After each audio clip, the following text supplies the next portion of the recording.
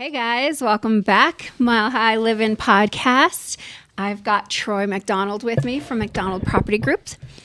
How's it going, Troy? I'm great. It's his first podcast, so we have to take it easy on him. But I don't really, we're still going to put him in the hot seat. So. Right. All right, Troy. So this is your first one. What do you think? Why do you want to try a podcast? Well, I mean, it's 2023, right? That's we true. need to make sure that we're out there talking to clients in multiple avenues. I mean, social media has been pretty hot now for 15, 16 years? Yeah. A little more. Oh my God, I feel so old. I know, right? MySpace, remember that? Oh, geez. I wonder if they still work. Did you have a MySpace account? Oh, heck yeah, I did. You didn't? What was wrong with you? I was a late adopter to social media. Oh. I didn't actually sign up for my first Facebook account until I think 2010. Seriously? Yeah. Ew. Yeah. How'd you hold out that long? I don't know. I just felt, for those first several years, I always kind of felt like this is for kids. Okay. And I thought it was just going to be like something kids use to communicate with, high school friends and things. And then after a while, we saw the value. Now, obviously, now that we're entrepreneurs and have our own businesses, Yeah. I mean, it's a huge asset. Yeah. It's one of those things, like if you don't have a social media presence, you're doing a disservice to your business. You're limiting your reach entirely. I mean, the first thing everybody does is they go Google, right? They consult the Oracle, as I like to say. And they go find out who you are, what you're about. And I mean, if you have no presence, people think you're a creep. Yeah. Like, you must be, something's wrong with you. Oh, no, I've had several. Even this morning, I was on a call with another agent across where was she from? I can't remember where she was from, but she had a referral for me here in Colorado Springs. Yeah. And she checked me out before she even called me. And she said, hey, I just, I saw you were recommended on Facebook. And then she said, hey, I wanted to do some additional background search. So I just Googled you. And she's like, you came up as one of the top recommended agents in the city. So she felt comfortable calling me because of those two factors. That's awesome. Yeah. Guys, for everyone who's just joining us or hasn't been able to join us before, we are both real estate agents. Troy and I started off together at the same time. We basically became best friends, grew up together. I always say that we grew up together. We're still learning. We're still kicking ass, though, just so you know. However, we are both at two different brokerages. Further proof that it doesn't matter where you hang your license as a real estate agent. All that matters is do your job, be a good person. So for those of you who are just joining in, we're both real estate agents. So every time you hear us talk about clients, entrepreneurs, running our business, things along those lines, it's all centered around the real estate world and the teams that we lead. Yeah. So we actually did filming yesterday. So I finally was able to get Troy to agree to do some social media, like intense marketing, intense videos, things along those lines. So the ones that you guys see on my pages all the time.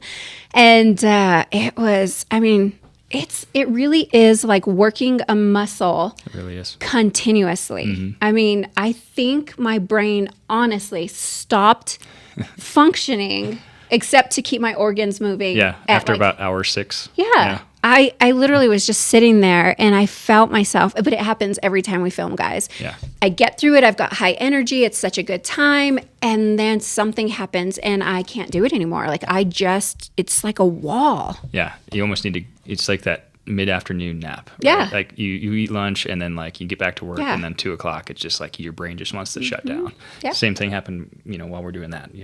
It's a like you said, it's a muscle. I mean, when I think about that example, I think I have a crazy dog. Okay. Right? So when we got him, we had to train him, right? Yeah. And you just see him yawning all the time because his brain is just thinking, right? Yeah. And then after like an hour of training your dog, like they want to go to sleep for the rest of the day because they just exercised that brain for a while. Yeah. It's the same thing, really. Yeah. That's exactly how I felt. I guess I should probably turn this off. Do you mind? Sorry, guys. That's exactly how I felt. And last night, I actually slept so good. But it's always the night after filming. Like Zach can tell you, that's why we were sitting down here in our basement, guys, and we're filming. And I looked at Zach. He's our director of marketing. And I just looked at him and I was like, I can't. Like I couldn't even formulate the sentences. It sounds ridiculous. I got it. I know.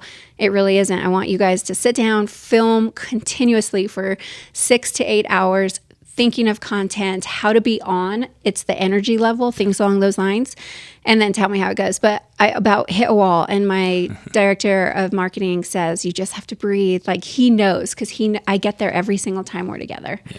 So it's really hard for me. Yeah, actually, even like this morning, I like sleep. Don't get me wrong. Yeah. But I kind of have to wake up early, because if I want to get a workout in, we're adjusting.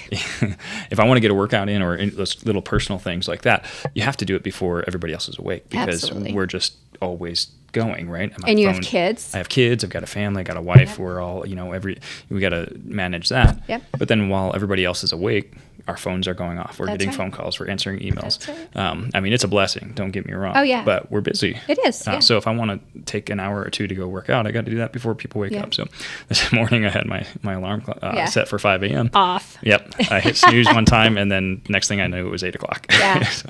I'm the same way. Yeah. I slept so hard that I don't know if you guys have ever done this, but have you ever slept so good? You just know that you didn't move. Like, my pillows were in I sandwich myself because I have to hug something, and my husband's not a cuddler at night. So I'm like a pillow, and I sleep like this. And I woke up this morning, and like my arm was so stiff, and I had like the bed increased on my face. That's how you know you slept hard. So did you like fall asleep and feel like you woke right up? Because, I don't remember anything. Yeah, because you didn't move the whole time. Yeah, 100%. And whenever that happens to me, I feel like it was like 1 minute, and then it was like Always. 12 hours. But I woke up and I was like, no. And then DJ, he always comes in and says goodnight or goodbye to me before he goes to work. So he comes in, and I felt him touch me, and he kissed me on my head, and I was like, I was trying to open my eyes, couldn't. Straight back to sleep. Yeah. I was just so tired. So anyway, we did marketing yesterday, all of that to say, and we actually got some really good topics. I posted this like a question thing on Instagram. Nobody ever really does it, but they did this time. So what I did was I just asked for I asked all of you guys out there, our viewers, our clients, our friends, our family, the people who love us, what they wanted to see. And a lot of people came back with some really good ideas. So I want to talk about some of those. Yeah. I want to go into them because we touched base on them a little bit in our videos, but we don't ever really get to explain in detail. Yeah. And this is where the haters come in because they're like, what about this? Well, I had to say everything I could in 60 seconds. Well, Slow this down. Is live too, so she didn't share this with me. So we're gonna bring up topics that we didn't discuss yet. So this is gonna be raw. Fantastic. So let's talk about what's on your TikTok For You page, Troy. Huh? Just kidding. So I am new to TikTok. My kids are actually a little embarrassed. I just joined TikTok. Well, technically, I joined a year ago, and I never logged in once until about 3 weeks ago. Stuff, right, when I started my marketing push, right? Before we do this, and I'm sorry to interrupt, but tell me about and those are our ducks, or my ducks. They're crazy. Hey. Tell us about your family. Tell us a little about you. Sure. This is a great opportunity to introduce yourself to all of our viewers out there. Okay. Yeah. Hey, I'm Troy. Like Krystal said, we literally started real estate in the same month, about three and a half years ago, give or take. Yep. And we were at the same brokerage at that time. Like she said, we are now at different brokerages, but we started out at the same time, and we kind of just bonded over the fact that we were new and sharing ideas, and that relationship we just helped each other grow. I mean, it was a good friendship, professional friendship that really. We just shared ideas, shared experiences that helped us kind of just blossom and we took different routes, but we both had very similar levels of success all the way across. So, I'm pretty sure I've always been chasing him. Nope, I was definitely chasing her for the first couple of years. But now we're very similar right now in production. Now she's got a big team. How many agents you got now? There is 11 of us. 11, we have grown. Yeah. So I love them. She started on a team, and I was an individual. I was in the Marines. I'll back up and give you a little bit more my story in just a second. But I was active duty, and you started out on a team. Yes. And we met basically our first month, right? Yeah, within the first few weeks of being licensed. At Keller Williams, which I'm still at Keller Williams, and she's with EXP. And to her point earlier, it doesn't matter where you go, blossom where you're planted, right? That's right. Oh, I like that. Yeah. I like that. Or bloom. I guess that's what it says. Bloom where you're planted. That's same, right? Yeah, I guess. I don't know. I've been told I can't use the word groom. Groom? Why? We'll talk about that later. I don't know. Okay. We don't want to digress. Yeah, there is. Okay. But I can't wait to hear it. I know. Right? So we started out same time, Keller Williams, team, no team. I decided not to join a team because I was active duty and wasn't sure I could make commitments. Yeah, because I was working, Monday through Friday, early morning to evenings. Yeah. And, it started out pretty successful. Then obviously you left your team, were solo for a little bit, started your own team, then switched brokerages. Immediately. Yeah. Yeah. And then I stayed solo. I was always an individual agent by myself, the whole team, until about a week and a half ago. Yeah. So we started my own team. And so she's keep in teaching mind, me now how to be a team leader. This whole time, I'm telling Troy, start a team. Yeah. Start a team. Because the way that we operate, we like to pour into other people's cups, and that's what makes us happy, right? It's what helps us grow, I think. Very much. I think it's like that parental thing. I mean, I've got 6 kids, right? So I've got to be taking care of somebody. I've got to be doing something like that. And I feel like that's why it's so important to me. So I've been trying to get him to do a team for forever. Yeah, well, sure. You'd think that he would like ease in one toe and be like, oh, I'll hire one agent. He's coming out of the gates with 7 agents, guys. Yeah, just signed. So we started a week and a half ago, and I just signed number 7 today. Yeah. It took me a long time to get to 7. I fired in between there and, moved around and stuff like that. So yeah, here we are. Well, that also comes a little bit because I did kind of wait a little while to start my team. I'll back up and I'll come back to my real estate. I'll just kind of go back my backstory here for a minute. So yeah, I'm married. I've been married for 19 years. It'll be 20 years this year. 2 girls, 11 and 13, Reagan and Addie. They're awesome. They have a beautiful family. And his wife can cook. Oh, yeah. man. Yeah, she does a great job taking care of the house. My wife, Jen, we've been, like I said, married almost 20 years. We met in the Marines. So I grew up in Wisconsin. I was born in Arizona, but for me, Wisconsin's home. So I'm a cheesehead. And I left Wisconsin as soon as I graduated high school. I joined the Marines. It was the summer of 2001. I actually went to boot camp the week of 9/11. You did? Yeah. I don't think I knew that about you. Oh, I didn't tell you? No. Yeah, so I had signed up my senior year in high school, like March or something. Yeah. And then my ship date happened to be September 18th, 2001. Oh, so if you remember in 9/11, like all air traffic shut down for like almost a week, right? Yeah. And we were literally one of the first flights. I was on a big 747, hundreds of seats, and there was like 6 of us on the plane because nobody wanted to fly. Everybody was afraid. Yeah, so there was like 6 of us on the plane. We were all heading to boot camp, right, to San Diego for the Marines. So I joined the Marines in September of 2001. And thought I was going to do, 4 years, just get out of the state of Wisconsin, travel the world a little bit. But obviously that week changed everything. Yeah, I can imagine. Yeah, so we ended up spending 20 years in the Marines, and then I retired just over a year ago in late 2021. Yeah, so while I was in, I was able to get a bachelor's degree, history, and then I got an MBA. Okay. Would you get business? Yeah. What was your minor major? What was that? So when I got my bachelor's at Iowa State University. Okay. Sorry, kids are texting. Yeah, no worries. I completely understand. Yeah, so I got my bachelor's at Iowa State University. Okay. I went there in person for a couple of years and got a history degree. And then I got a commission, so I started out enlisted in the Marines for about 7 years, and I went to school, got my degree, and then. So then I spent my last 13 years as an officer. And then during that time, I got stationed at the University of Wisconsin, back kind of near my home. Yeah. And I got an MBA while I was there. Yeah. Okay. Yeah. And then, been married for 20 years almost, got 2 kids. And then I joined. So I got near the end of my career. It was about year 18. I got stationed here, which is a kind of funny story if we ever have time for that. But I was stationed at the Pentagon and just happened to know the right people because there's no Marines in Colorado. I mean, hardly. There's 40,000 service members here. You know how many Marines are in Colorado out of like 40,000? 1. 2 dozen. That's it. 24. Yeah. There's Navy here too, and Coast Guard. Yeah. It's really small. So to be able to get an opportunity to come here on active duty as a Marine is like extremely hard. Yeah, that's I just happened to know the right people because I was at the Pentagon. And anyway. Did you request to be here? Mm-hmm. Oh, why? Yeah. Well, what's funny is like, I spent 20 years in the Marines. Like halfway through, I would PCS. We moved like a dozen times, right? And oftentimes it was like from the East Coast to the West Coast because Marines were by the water. Right? We're amphibious, usually. Right? And we're with the Navy. So we would drive through Colorado all the time, and we just kind of fell in love. I didn't know anybody in the whole state. Like we just drove through it, thought it was pretty, and said, "Hey, that's a nice place. Like, why don't we retire there?" Oh my God! So like That's 10 pretty years. gutsy. Yeah. I mean, we'd spent our whole lives just kind Yeah. of away from family and on the road, you know. You created your own. Yeah. Yeah. Yeah. So we That's would, understandable. Yeah. So many people do that. yeah, absolutely. Yeah, it's Yeah. a common thing. So we just decided, hey, you know, Wisconsin was too cold for me. My wife is from Maryland, so it was too crowded Yeah. and humid and Ugh. for her there. So we said, hey, Colorado sounds nice. Yeah. Let's do that. I don't like humidity or cold. Yeah. I just want heat all the time. Nice. Yeah. Don't Yeah. know how I landed up here. So we just kind of like 10 years ago said, hey, Colorado is going to Yeah. be where we plant our flag, but we didn't really decide where. Yeah. And then fast forward, you know, a few more years. This is 2018, I think it was. And Okay. I'm having coffee with my friend who. That's awesome. So a few years before this, I was deployed on a Navy ship for 9 months. Okay. And my roommate, also from Wisconsin, also a big Packer fan, also the same job Yeah. as me.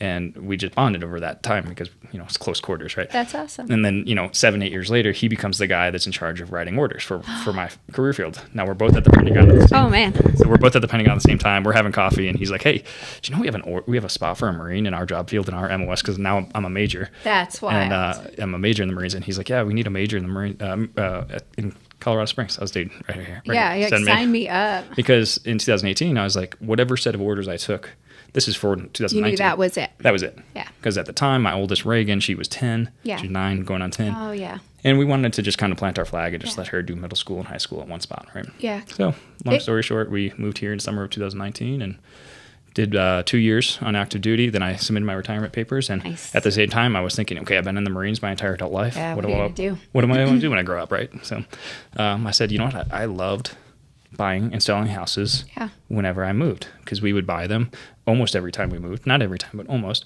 And oftentimes we would keep them. Yeah. And I'd be a landlord for a few years, and we did really well with that. That's awesome. And that's something that we can expand on in another Yeah. another episode where we can help all you guys out there about, you know, all that goodness. Now Airbnb, we call them short-term rentals, but Airbnbs seem to be the biggest thing right now. I mean, they are generating a ton of income. They are being used by the traveling nurses since COVID. So that's something we should talk about in the next Yeah. one. Yeah. I'll add Pilots that to too. our I've list. actually recently learned that Yeah. there's a whole network of pilots that do There that. is. Usually you got to be really close to the airports. Yeah. Yeah. Yeah. But yeah, so then as soon as I moved here, summer of 19, You're I like, started real hitting the estate. books. I'm getting my real estate license. And then, you know, I got licensed And then in that's when the it started. fall. And that's when That's so we cool. met. And Yeah. and then kind of just took off like way better. If I would have defined success, I would have lowballed it. Yeah. Oh, Yeah. 1,000%. Yeah. I was saying that too last night when I was telling DJ. So I've been working on systems, guys, and I'm taking our all of favorite. my things. I know. I've been taking all my documents that I used to create with like Excel, and I know it sounds lame. However, it worked. So now I put it into an actual system that's going to track some stuff. And I'm sitting there telling my husband, I'm like, wow. Like I'm really I'm proud of the people I've gotten to serve. Yeah. And that's really how I feel. And I've never tracked my numbers. I told you this. So getting to see it on a piece of paper was really mind blowing. It sounds stupid, I know, but No, it's cool. You know, I think some people who aren't in the industry, they just think of us as another profession. Like, Yeah. you know, we're a realtor. Great. Okay. I've got a mechanic. I've got a dentist, right? Yeah. Excuse me. And but for those I think who are in the industry, especially people like you and me, Yeah. who I think we really focus not on the transaction at all. We focus on No. the relationship before anything. Absolutely. So when you really understand the amount of time that we get to spend with Yeah. that individual, that family, and the impact that Getting you're to having. know. I mean, I've got several stories I could tell you about just like life-altering impacts that we are helping them achieve. Yeah. And it's I so love that. rewarding. Yeah. I love that. Yeah. One of my agents, Shelly, you guys remember Shelly from our other podcast or our other episode. She had her first closing. It wasn't her first one. I want to say it was like a second or third. I can't remember. But I go to the closings with my agents as much as I can. And I will never forget this. So Shelly is standing there and she's saying her goodbyes to the clients. After we've closed, they've got their keys. They're so happy. And the client starts crying and like she grabs Shelly, she hugs her and she's like, you just changed our life. Yeah, absolutely. And I don't think a lot of real estate agents look at it like that. No, We really agree. are. I know, again, I'm not trying to toot horns or make us sound more important than what we are, but when we know a situation and we're helping to better it in any way, shape, or form, we really do have an impact. We are weaving a piece of our fabric into their fabric. Oh, absolutely. It's wild. It's wonderful. It's such a good feeling. It is a good feeling. Yeah. Like Shelly's ultimate. awesome, by the way. I love Shelly. Yeah, she's great. Hey, I Shelly. love her too. I wish she would just come move closer to me. I'm going to try. I'm going to keep pinging at her. Yeah. So, all right, guys. Troy's background, former veteran, former Marine, retired. Thank you for your service. Well, Thank you to too. Jen. Your to the family is kids. deeply entwined in that as well. We are. We're all deeply entwined somehow, right? One way or another. So we started doing our marketing yesterday, or we did our filming. We filmed one day nonstop until, I want to say, It was dinner time, right? yeah, it was almost kind of a late dinner. It was late too. So we've got that going, and we had some really good topics that we started to record, but you can't really dive in deep again, right? I mean, you get 60 seconds, marketing guys like too long, we're going to edit it. So then they chop it up, right? It's meant more to engage, right? Get you guys asking questions, and then we're capped off again. I mean, even when all of you guys on TikTok message me, I'm still capped out at like 100 characters. It's such baloney. So anyway, I just want to pick some of these. Are you on Twitter? I have an account. Yeah, me too. I don't use it. I just think maybe Elon Musk, now that he's in charge, will change that, right? Dude, I love Elon. Yeah, I know. I'm a huge Elon I love fan. what he's doing. Yeah, me too. Yeah, maybe we need to influence TikTok to give us a little bit more characters. Remember Twitter used to be like, I don't remember what the number, but it was really small, and then they doubled it. I don't remember anything because I only opened it to read an article or something. Yeah, I have an account. I've never posted. I'm pretty sure I never Maybe I did. should explore that a little bit. You should. Tell me how it goes. Okay. You test those waters. I'll handle the rest, okay? So, okay, let's see which was one of these ones. I don't know what she's going to ask me, so this will just be kind of off the cuff. Yeah, it's going to be great. All right, Troy, let's talk about your least favorite part of the home buying process. Sure. So there's some pretty big major parts to this, obviously, right? Yeah. Pre-qual, find a home, pre-qual, hire an agent, pre-qual, Showings, get under negotiations, contract. contract, Yeah. inspection, Appraisal, financing, title work, that's all the backdoor stuff. and then closing. Yeah. Final inspection. Yeah, and then little things in between there, like cleaning, moving. Most of the things that we handle. Yeah. Yeah. Okay. Yeah. So, but of that process, of the main steps that as a consumer deals with, what's your least favorite part? It probably has to be the inspection. Yeah, mine too, hands down. Because, I mean, all the other things are super important. What did you say yesterday? I can't remember. Inspection. That's where things die. Oh, yes. Inspection. That's where sometimes the transaction goes to die. Nah, he didn't say it as Something boring. like that. He was like, that's where Used a lot of things energy, die. right? Yeah. It was hilarious. I loved Look it. for that one coming out on my social media here probably in a couple weeks. That's right. Oh, yeah. If you're not following him, follow him. I'll put his taglines in the comments or somewhere. Okay. Wherever we can put them. Yeah, I mean, going back to what we were talking about a minute ago, we are very relationship based. I mean, for me starting on active duty, I already had a decent income, right? Right. I didn't need the income. So when I was doing that for 2 years with a dual career, it was entirely about learning the job and doing it right. We don't want that commission breath, right? Yeah. I didn't have to do anything for the income. Right. And I think that helped create my culture, right, Yeah. of how I operated my business. So, and then just by the time I relied on that income, it was already fully in motion and doing well, right? So you and I know, really started out with that relationship. It's always been, whether I knew the person from the beginning, like sometimes I show up to a buyer's consultation, I'll go grab a coffee with them, and that's my very first time meeting them. Like maybe a friend of theirs recommended me, and I don't know them personally, so I get to know them, as we're starting the process. And some people we've known for years, right? And we just know their family and their background. But in either case, it's always about the relationship. What are your goals? What are you trying to achieve? And then we try to cater to that, right? So because we have that heart for helping them achieve their goals, whatever those goals. I call it servant leadership. Yeah. Have you read 100%. that book? Yeah. Good read. Yeah. I mean, when you put them and their goals first, which everybody should do. Absolutely. In whatever job you're in. 100%. It's be a good person. Yeah. Yeah. You're just genuine and authentic, right? It's not so hard. When you come off really wanting that person to win, then anything that might come off as possibly losing or affecting that can really kind of get at you. Yeah, right? it weighs on you. Yeah, and probably going back to the question, the inspection is likely, in most cases, the most common time where the transaction goes to die, right? Why do you think so? Well, because, I mean, I'm not a plumber. I'm not an electrician. I'm not a roofer, but I have general experience in all of that. Right. But there's only so much that we can see when we walk through a home. Some homes look fantastic, right? And you walk through it and it's like, yeah, this one's great. And then you get the inspection and it's like, whoa. Yeah, it's barely standing. Yeah, right. Yeah. I mean, you might have some big issues that we just couldn't see, right? And then we just have to have those conversations like, what are you willing to accept? And what can we go back to the seller? And sometimes, you know, the sellers are fully aware, or maybe not aware of the situation, but fully ready and willing to come to some kind of agreement to make sure that the transaction gets to the finish line, right?